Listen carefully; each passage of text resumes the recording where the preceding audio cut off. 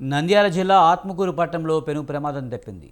కర్నూలు నుంచి ఆత్మకూరుకు వస్తున్న పల్లి వెలుగు బస్సు పట్టణంలో సిఎస్ఐ చర్చి వద్ద టైరు పగిలి దాదాపు 20 మీటర్ల దూరం బ్రేక్ లైనర్పై ప్రయాణించింది. ఇదే సమయంలో డ్రైవర్ చాకచక్యంగా వ్యవహరించి డివైడర్ను రోడ్డు వైపు వెళ్తున్న వాహనాలను ఢీకొట్టకుండా బస్సును కంట్రోల్ చేశాడు. దీంతో పెను ప్రమాదం తప్పింది. ఆత్మకూరు డిపోకు చెందిన పల్లి వెలుగు బస్సులో ప్రమాద సమయంలో దాదాపు 15 మంది ప్రయాణికులు ఉన్నారు. ప్రైవేట్ బస్సు యజమానులు బస్సులను సరైన మెయింటెనెన్స్ చేయకపోవడంతోనే ప్రమాదం జరిగినట్లు స్థానికులు తెలిపారు.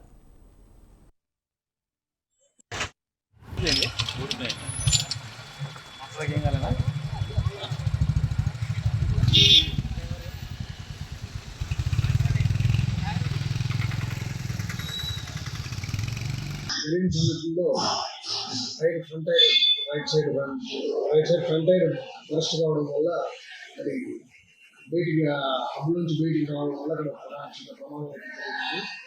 దానివల్ల ప్రయాణికులు చేతికి ఇబ్బంది కలగలేదు. అలాగే దాని విషయంలో బస్సుని అయితే మేము వెంటనే నిలబెట్టేస్తున్నాం.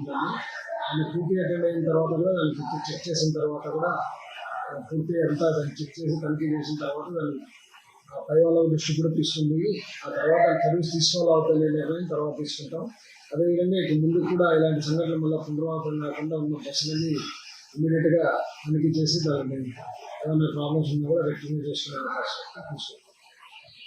జరిగిన సంఘటనలో